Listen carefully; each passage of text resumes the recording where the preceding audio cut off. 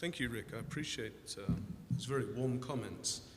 It's a pleasure to be with you, and it's particularly a pleasure because of the subject of this conference. I think it's greatly needed, and I feel personally indebted to Kleber and to Rick for having organized this, and I'm very much looking forward to it. And because this is a conference on postmodernism, I'm going to begin with a very brief outline of my own story, my own narrative, my own confession, you might say. As you will have gathered from Rick's introduction, I am an historian, and I'm going to be giving you an historical perspective on postmodernism, which may seem, perhaps to some of you, may seem even a little odd. I hope if I give you my personal narrative, it might be a little more explicable. Sort of two things came together in my interest in postmodernism. One was that my PhD, for that I spent 3 months in Paris in the mid-1990s doing research, and I became enamored of all things French, especially French intellectual writing of all kind is, I think, the most exciting and the most incandescent of any in the world. And at the time, the influence of a man called Michel Foucault was particularly widely felt in history, and I started to read him and thought, gosh, this is terribly clever, I really liked it. I started work at Newbold College in 1997, and there I was teaching in an interdisciplinary degree program. I did some teaching, postgraduate teaching for theology and hermeneutics and mission, as Rick mentioned in his introduction, but most of my teaching was done undergraduate in a humanities department, and I began to engage with some other French thinkers because I was teaching with colleagues courses on literature and film studies and all kinds of things, and I began to read Jacques Derrida, Roland Barthes, deconstructionist theorists. And about that time, I became aware there was something very troubling about many of our students taking humanities at Newbold, which is that I gradually became aware that the best and brightest of them, most of them didn't believe anything. And I tried to express this to my colleagues and was sort of told, oh, David, don't worry about it, you know, every generation, they don't, you know, it's the sort of, they didn't mean to say it didn't matter, but it was sort of like, this isn't anything new. But it was, I think, and I'll tell you why, and I eventually worked this out and tried to persuade my older 50-something colleagues of it. When I was growing up in the church in the 70s and 80s, the great question was, will you be an Adventist or not? And there were many who chose not to be. But they joined other churches. The students I was dealing with, their question was, shall I be a Christian or not? They didn't doubt whether the Adventist church was the real church. They doubted whether God existed. This is a far more fundamental doubt and a far more worrying doubt. And I began to try to find ways to engage with them and found that many of them were reading the same sort of things that I'd been reading and liking, but reading much more of it, frankly, and that this was a heady draft, all this French postmodernist philosophy, and it was affecting them. And so I began to grasp, to try to reach out to find ways of communicating to them that would indicate that you could be a Christian and sort of have intellectual self-respect. And I think far too often Christianity appears intellectually challenged, not challenging. And we portray it that way sometimes. So let me get on with the paper, but I just wanted you to understand where all this comes from. This, for me, isn't just an academic interest. It arose because I wanted to persuade my students that God existed. And I don't know that I persuaded very many, but I hope that some of the seeds that were planted will be successful. What is postmodernism? Appropriately, perhaps, there is not one answer to this question, but multiple perspectives. Postmodernism as a term, the term postmodernism, was coined by the French philosopher Jean-François Lyotard, but the phenomenon the term describes undoubtedly predates his use of the term in the title of his book, La Condition Postmoderne, The Postmodern Condition, which was first published in 1979, though not in English until 1984. And by the time Frederick Jameson, a noted Marxist literary critic who had helped to draw Lyotard's work to the attention of an English readership, by the time he used the term in the title of his 1989 book, Postmodernism or the Cultural Logic of Late Capitalism, postmodernism not only clearly existed in Western societies, it was a cliché. The most obvious characteristic of the word postmodern is that it claims to be post or after, or a successor or challenger to the modern. And I can remember one of my former colleagues at Newbold, a sort of little old lady, sort of saying to me, "David, what is all this postmodern? How can you be postmodern? Aren't we modern? How can you be after us?"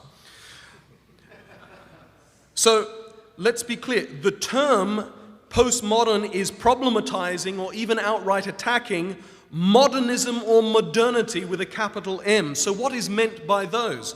Modernism is a term used to describe a movement in literature and the arts in the early 20th century.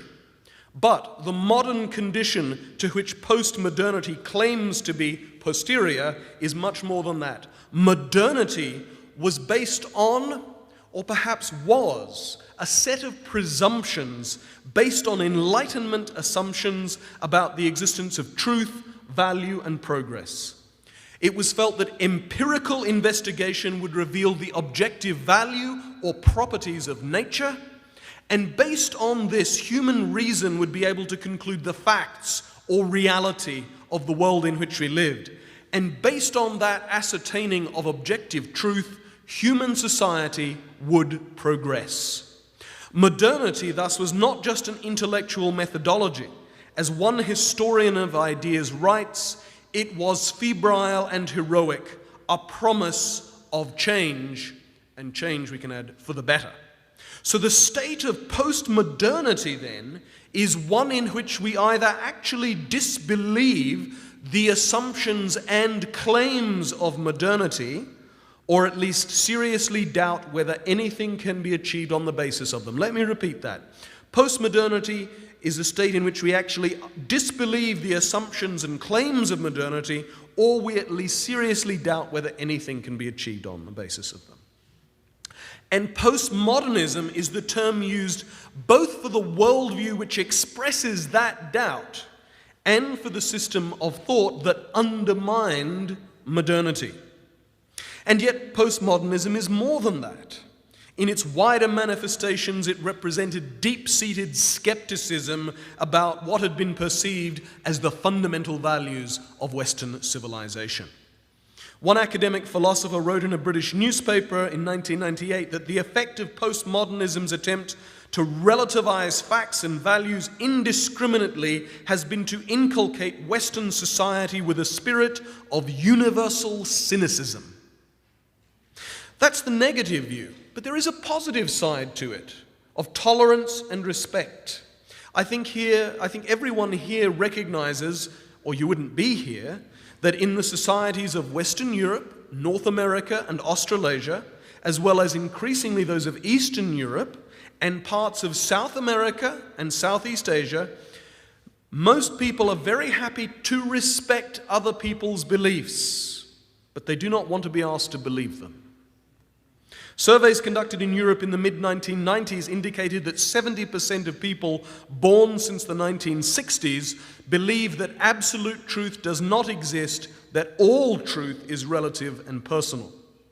So we might say from postmodernism's doubts about modernity, much else flowed. Postmodernism was felt in intellectual circles, most notably in the disciplines of literature, linguistics, history, sociology, and cultural studies. But it transcended academe. And as I will be suggesting, in inchoate form, it actually predated and existed alongside the intellectual forms, which, however, at the same time gave expression, shape, and power to the pre-existing and unformed socio-cultural movement that rejected the claims of modernity and everything associated with it, including science and post-Enlightenment Christian churches. Now, postmodernism as a philosophy or as a school of literary criticism has largely fallen out of favor with academics. It's terribly passé.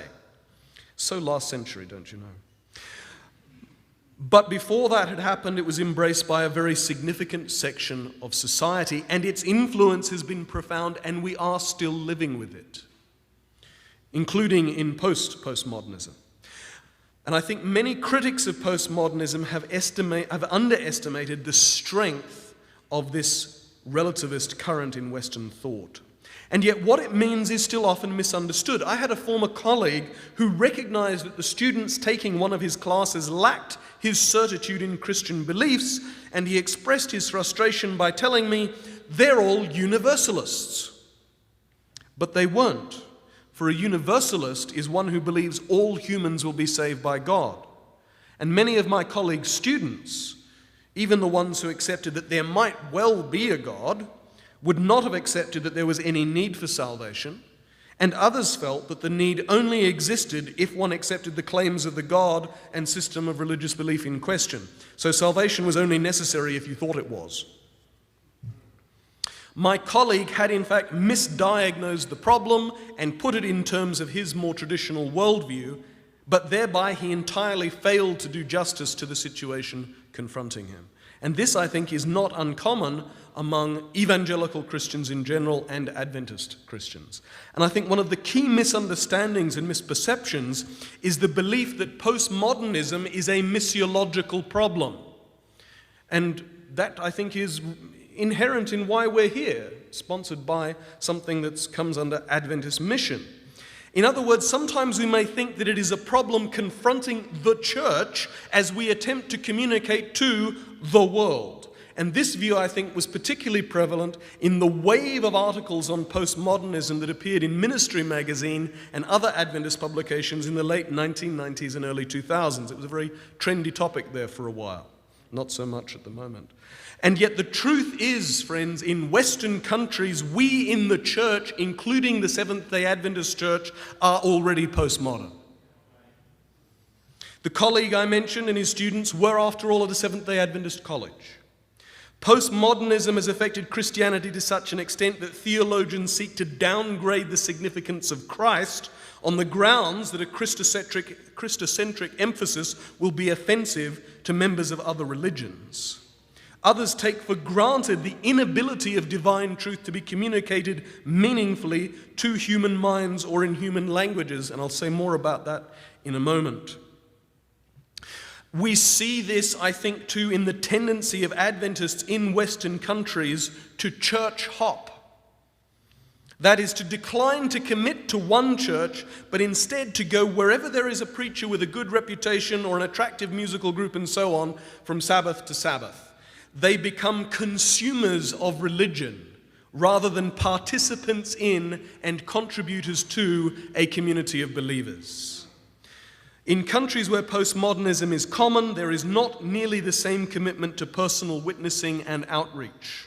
Now, this partly reflects the formidable practical difficulties facing those trying to convert to absolute truth others who only accept relative and situational truth claims.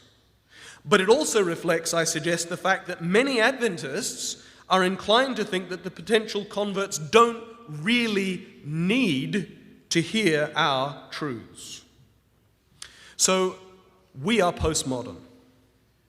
This has been an overlong introduction, but it is an attempt to establish the parameters of my paper and also to set out, since this is the first lecture of the conference, why our subject matter here really matters. I'm now going to be arguing that it is essential, if the campaign to communicate Christian belief to those affected by secular unbelief, if that is to be successful, that campaign has an intellectual front.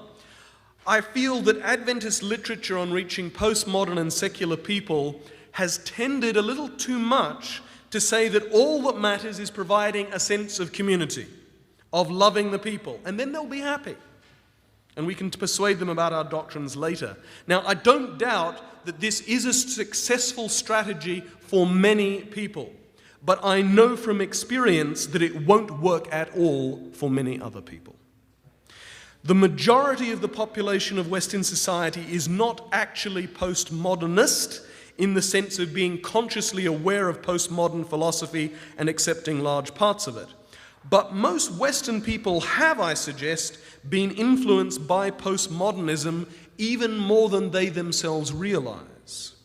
There is, moreover, a core of people who are well acquainted with the essential ideas of postmodernist theory, who have read, even if not in depth, Foucault, Derrida, Barthes, Bourdieu, or others, and these people expect to be engaged with intellectually. Simply being their friends will not suffice to win them to a commitment to the gospel, because they have fundamental intellectual doubts about belief, indeed about the very possibility of belief. And they need those doubts to be addressed and engaged with, not put to one side or effectively sublimated. Now, the numbers of such people may be small, but they have considerable potential to influence others. In the friendship networks that have to some extent replaced traditional communities in post-industrial societies, it takes only one well-read postmodernist to undermine any Christian influence by his or her skeptical observations and critiques. And you know, some of these people secretly are hoping that we can persuade them that we are wrong, that they are wrong. If we never even try, their hopes are dashed. And finally, because many people express the ideas of postmodernist philosophy even if without realizing it, there need to be counter-arguments. So for many reasons, one of my key arguments is that we need to engage with postmodernist thinking. We need to find ways to show that there is a basis for faith, that there are rational grounds for faith.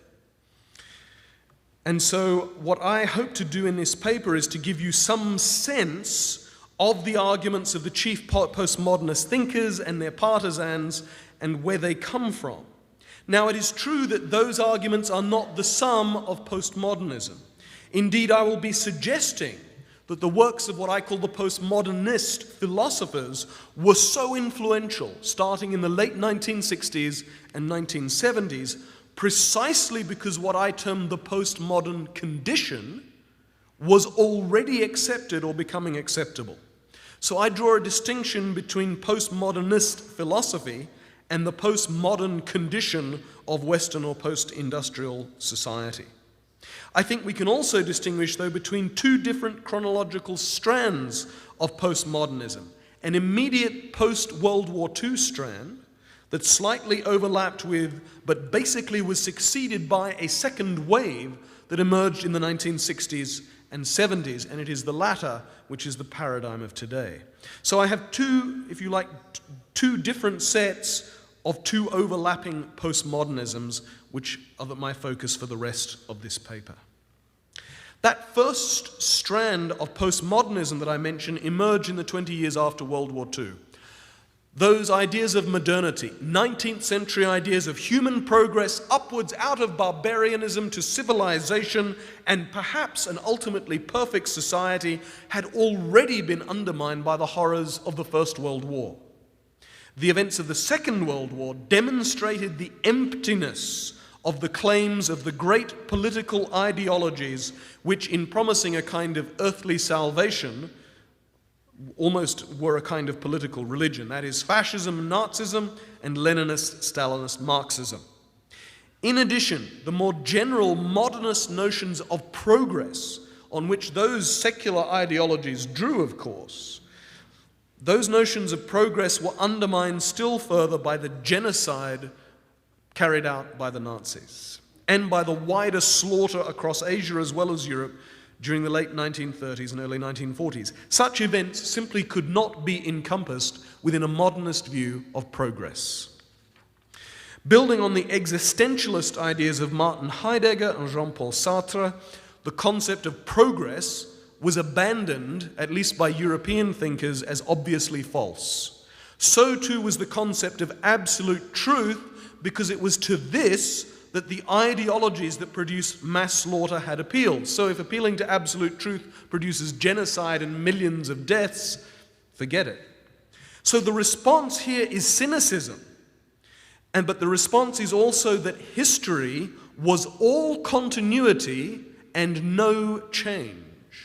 All continuity and no change. In other words, no change for the better, no progress. So just remember that. All continuity and no change. And yet at the same time as European thinkers were beginning to sketch out these ideas, there was a competing discourse held more widely in North America of great optimism, based on the post-war economic boom, the creation of the United Nations, the dominance of the United States, all of which seem to offer the possibility of general advances in democracy and human rights. The zeitgeist of the 1960s, with its emphasis on personal freedom and fulfillment, peace, love, dope. That zeitgeist of progress created by and defined by individuals at the expense of traditional sources of authority, this, I think, owed much both to early postmodernism and to the rival post-war optimism. And ironically, the same is true of the second wave of postmodernism. When the utopian idealism of the 1960s failed in turn to make the world radically better, a generation was disillusioned. Conservative politicians still talked the talk of optimism, but the selfishness that many perceived as lying at the heart of that discourse, together with the apparent corruption of the Nixon and Charles de Gaulle governments in the United States and France, all this fueled cynicism. This change from idealism to disenchantment is associated in popular culture with the enormous rock festival at Woodstock, often nostalgically seen as the end of the 60s and as a turning point. But of course, the causes of this very real skeptical turn were much deeper than any change in the music industry. Meanwhile, the 1960s had seen a dramatic undermining of confidence in organized religion. As Adrian Hastings, probably the leading historian of global Christianity, observes, the social, intellectual, religious crisis of the 1960s was specific to no one particular religious tradition. It was not even a specifically religious crisis. It was rather one of the total culture, affecting many secular institutions in a way comparable to its effect on the churches. It was a crisis of the relevance or capacity for sheer survival of long-standing patterns of thought and institutions of all sorts in a time of intense and rather self-conscious modernization. Nevertheless, religion was perhaps particularly susceptible because it had come, in Western countries at least, to be associated with the establishment.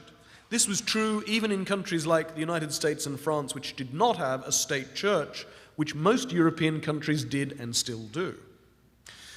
And I think we can now see that what we might call the post-Woodstock sense of disenchantment in the late 1960s and the 1970s decreased the willingness of people in Western countries to trust institutions, ideologies, or other sources of authority. It decreased the willingness of people to trust institutions, ideologies, or other sources of authority. It made them more inclined to listen to any ethos that reinforced their existing predisposition to distrust any claims to absolute truth, because that would lend itself to absolute authoritarianism and abuse of power. And this is what I think we should call the postmodern condition. If it does not predate, it certainly existed in parallel to and independently of the postmodernist thinking, which I will address in a moment. But one aspect of it was that it predisposed people to accept a worldview that could provide an intellectual justification for the cynicism and disillusionment that was characteristic of the postmodern condition.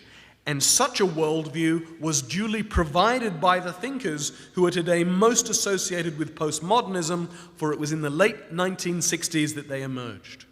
And they developed the thinking of that first strand of postmodernism, but took it further, because they were also consciously reacting to the perceived defeat of the ideals of the 1960s by conservative political forces motivated by capitalist thinking.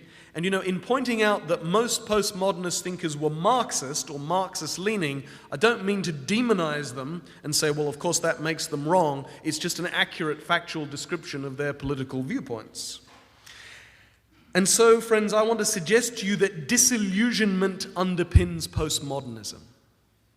It is not for nothing that the chief postmodern virtue is irony. So I hear people of my age and younger, very often they'll apologize for a potentially offensive comment or action. Oh, I was just being ironic. The response to deep-seated disenchantment is to fall into a pose of detachment and irony, because if you don't laugh, you'd have to weep at the shattering of your illusions. Irony and postmodernist philosophy were a coping mechanism for idealists who had hoped for more out of society. And you can see that at work in the careers of the most notable prophets of postmodernity. Now, some would emphasize the work of literary critic Jacques Derrida, and I will come on to him in a moment, but I want to put to you that the work of the historian Michel Foucault was fundamental to the emergence of postmodernist thinking, because it provided what seemed like a rigorous analytical foundation and provided much ammunition for others to use, not least Derrida. Foucault's analysis was immensely influential not only in his own discipline, but across other disciplines as well. And his work was so significant, not least because it highlighted the extent to which the progress that people thought had taken place in the 19th century, the extent to which that progress was built on surveillance and repression by the state. For example, in his immensely influential book, Discipline and Punish: The Birth of the Prison, Foucault surveyed the history of prison reform, which had been regarded as an example of, humanitarian improvement, of progress. Instead, Foucault showed it arose from a desire to control the lower orders. Foucault demonstrated the often paradoxical working of power. This is one of his chief interests. Changes perceived as humanitarian improvements actually widen the possibilities for control and oppression. And this isn't just a cynical view. There's truth to this. In effect, innovations hailed as emancipatory too often were simply extensions of the reach of state power into new areas of human life. In later work, Foucault highlighted the ambivalent nature of medical progress, asserting the emergence of a new kind of power, what he called biopower. Progress in medical knowledge appeared as the power to keep everyone healthy, yet exclusions and inclusions of people were needed to accomplish that task. And this is all too familiar from current debates about healthcare in the United States. But it was even more evident in the eugenic policies that had been practiced not only in Nazi Germany, but also in social democratic Sweden and Denmark, and several other European countries, democracies as well as dictatorships, in the 20th century. As a practicing homosexual, Foucault was keenly aware of the power of state-sanctioned and supported medical practitioners to condemn certain practices or behavior patterns, not merely as immoral, which modernist society didn't care about, but as racially or medically toxic, destructive, deviant, or harmful. The scientific verdict of the physician of deviant behaviors was no less a form of social ordering and no less an exercise of power than the Catholic Church's condemnation of deviant beliefs. So in this, as in other cases, the power exerted by the modern state was pervasive in all activities. Power was at work in every site of life, not just in politics. The claims of medicine to liberate mankind might be true of microbes, but not of men. So one of Foucault's major arguments, at first drawn out of carefully researched histories, such as Discipline and Punish, and later expressed directly in much more theoretical works, such as his classic book Pouvoir, on power, and essays such as Truth and Power, one of his major arguments then was this: claims to absolute truth and/or absolute rights have generally been made in order to exercise power. In his analysis, all exercises of power were seen as fundamentally equivalent regardless of their nominal purpose, and they were equivalent because, in spite of what might be claimed for them, they were beyond ethical evaluation.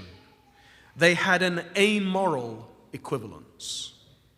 Claims to truth and right were merely examples of the closet exercise of power, a rhetorical strategy to assert dominance over others. Foucault also undermined what had been taken to be permanent truths about human nature and society, arguing that what today seems natural or even inevitable are often assumptions that have varied throughout history in different times and different places. And of course, as a homosexual, sex was one of his chief areas in which he wrote about this. As a result, Foucault reached very different conclusions to the thinkers of the first strand of postmodernism. Instead of history being all continuity and no change, you recall we said that earlier.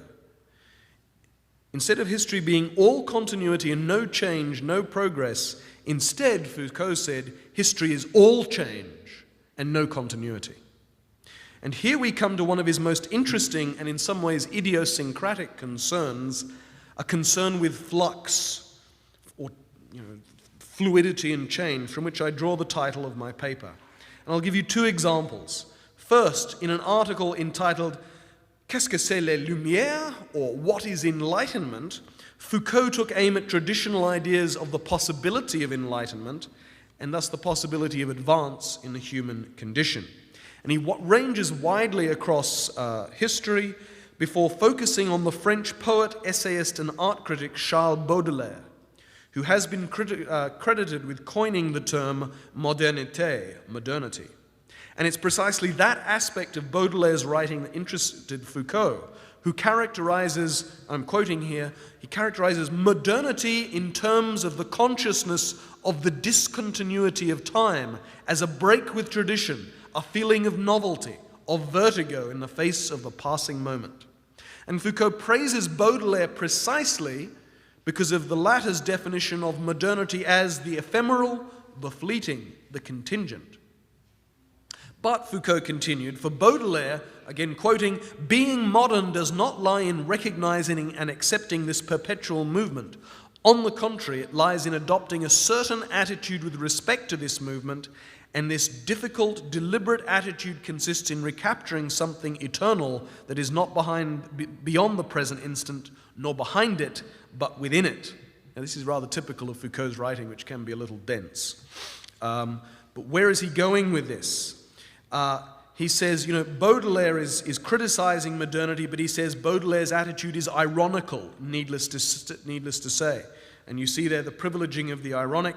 But then we come to Flux, because Foucault asserts the reality of modernity is that it is an attempt to reject reality. It is a refusal to accept oneself as one is in the flux of the passing moments. Reality is that we are all caught up in the flux of the passing moments.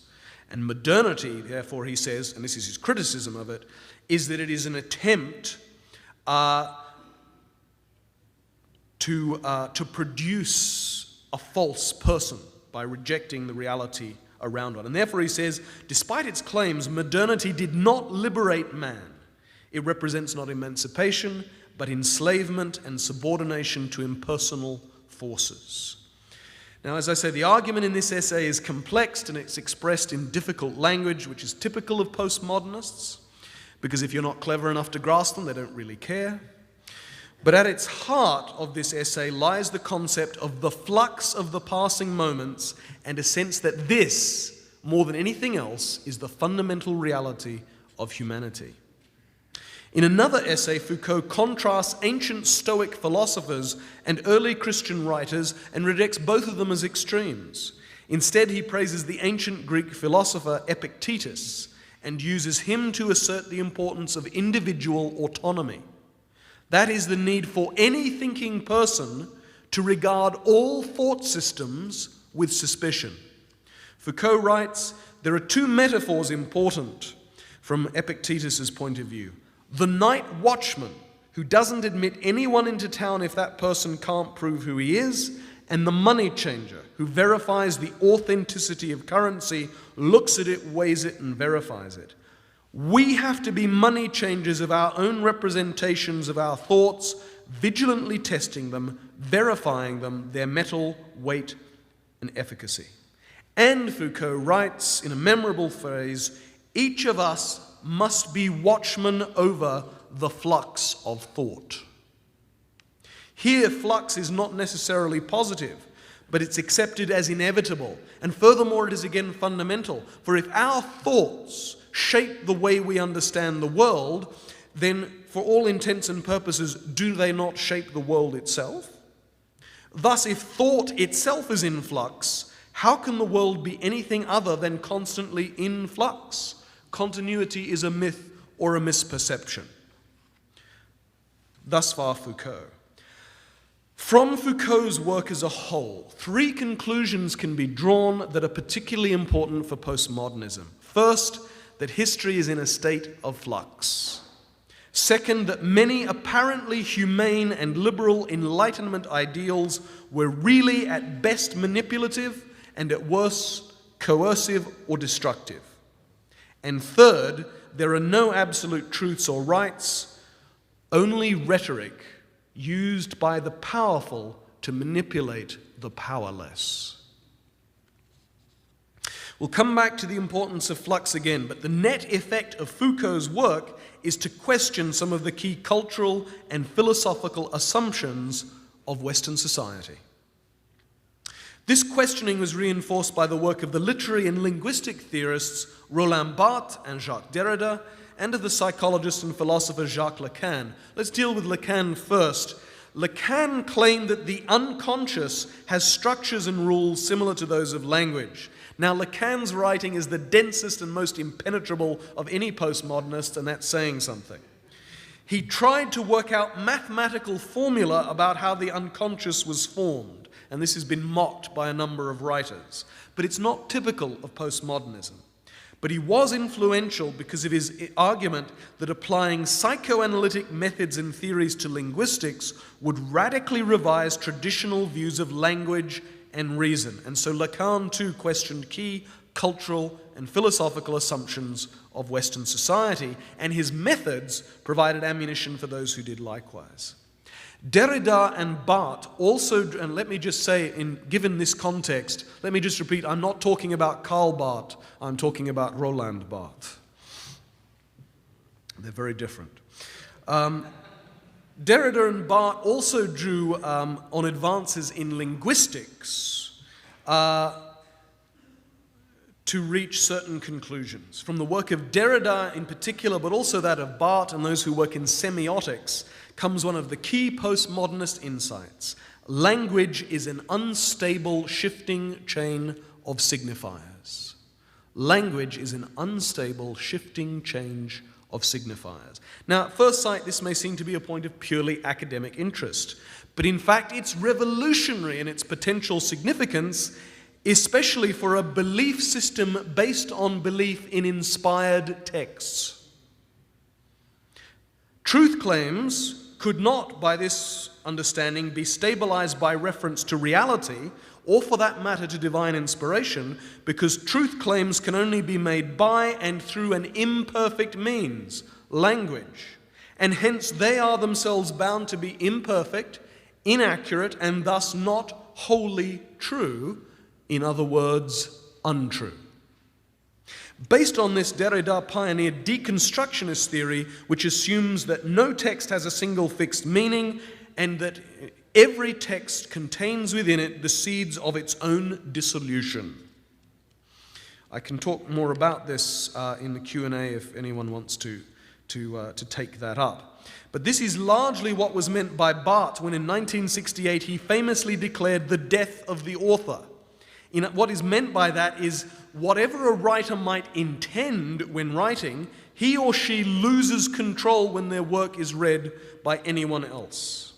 The implications for a worldview like the Christian, which is based on key texts out of which one absolute truth is to be drawn, the implications are obvious and have been drawn by many people. Foucault, Derrida, and Barthes were mutually reinforcing, and so was the work of others associated with them, including Jean-François Lyotard, whose term The Postmodern Condition is where we began, the sociologist Pierre-François Bourdieu, and also Jean Baudrillard. Time, however, is getting away from us, so let's draw to a conclusion. What then can we say of postmodernism as a whole? First, it must be stressed that it was not, at least originally, a conscious movement. Although most of the thinkers who I have referred to quote and cite each other approvingly, any grouping of them and those associated with them as a movement is to a great extent a subsequent verdict rather than a contemporary intent. It's not uncommon to find something written by one which is difficult to reconcile with what is written by another one elsewhere. In fact, it's not unusual to find one writing something which is incompatible with what he himself has written elsewhere. But that's okay. In fact, they promote it because such inconsistencies just bring out the state of flux and uncertainty which they see as being characteristic of humanity. So when you occasionally read people who sort of say, well, people who think they're clever will sort of say this, sort of, well, if you just read, Derrida by his own arguments, you can't accept his own arguments and therefore you can dismiss them. This is not a substantive engagement with the problem, I put it to you. So it's very difficult to categorize the postmodernists because their own writings broke down academic disciplines. And indeed, they actually create new academic disciplines like the discipline of cultural studies. Postmodernist texts are very difficult. They often write inaccessibly in an overly complex style dominated by jargon. Nevertheless, I would say most works by Foucault or Barthes, though they require intellectual effort, could be understood readily by anyone who has had or is going through a college education. And Derrida, some of his works not so much, but others would be able to. You could read very easily. Part of the problem, too, is that all of them wrote in French originally, and they wrote in dense French, and translating that into English is sometimes really difficult.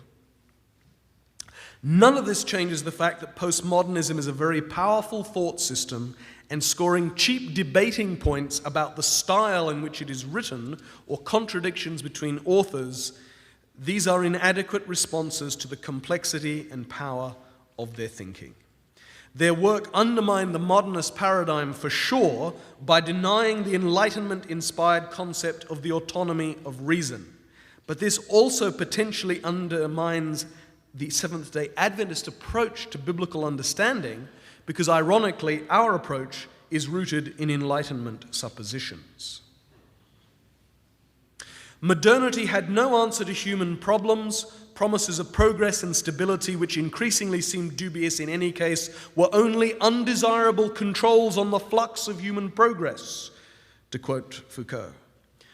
But in shattering the assumptions associated with modernity, what was left? All that was left was that flux which postmodernism sees in history, language, and culture, which means that the world and the people in it had no inherent order or meaning. Any truth claim became inherently dubious, partly because of the inherent inaccuracy and indeed instability of its linguistic mode of expression, but also because truth claims as such were apparently exposed as being in general the expression of hidden power mechanisms. What we get instead of universal truth is a multitude of perspectives or a multitude of narratives. There's no truth, just narratives, stories that we tell. Like the story I told you to start with. Powerful belief systems, science, religion, political ideologies delegitimize some narratives, but other narratives are privileged and woven together, but in that case, they are merely a meta-narrative, not actually or necessarily truth. This is why Lyotard defined postmodernism as an incredulity toward meta-narratives. An incredulity towards meta-narratives. And that, I think, is the best definition of postmodernism and of the postmodern condition. And we have two meta-narratives. We have the Christian meta-narrative, and we, as Seventh-day Adventists, have the great controversy meta-narrative. And for the postmodern, post-Christian person, the natural response is incredulity. My time is almost gone, so I will wrap up. In considering the Christian response to postmodernism, we have to face up, I suggest, to the necessity of engaging with its intellectual expression and its justifications, its basis. To do that, we need to contemplate the reality of flux and discontinuity in late 20th century and early 21st century culture. And you know, flux, in a way, is the problem. People's lives are constantly changing. There is no sense of a reality. There is a spiritual void in people's lives. And I think across the Western world, all those people who say, I'm not religious but I'm spiritual, they are feeling that void. We have to find ways to reestablish continuity and meaning instead of meaningless flux. But we also need to find arguments for a rational belief in God, a God who makes, as he does, absolute truth claims and ultimately demands of us absolute allegiance.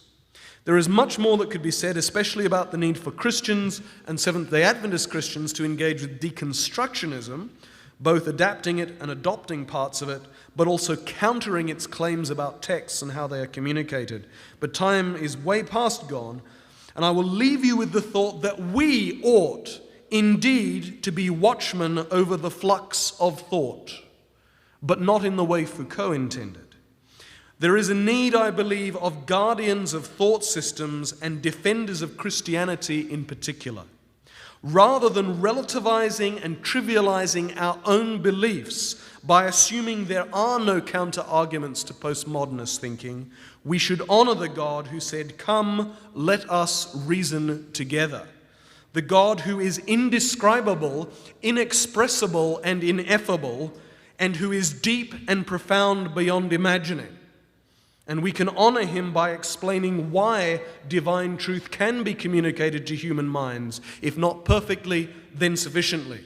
By explaining why truth matters, and why ultimately, in acknowledging the sovereignty of God, we can find freedom and emancipation. In all this, humility in how we interpret texts, willingness to respect those with whom we disagree, and preparedness to imagine that we may be wrong. These are all not only acceptable, they are vital. In the end, however, it is in submitting ourselves to the will of God that we will find ultimate happiness, fulfillment, and freedom. Like postmodernist thinking, these are not easy concepts to communicate, but I believe it is what we are called to do.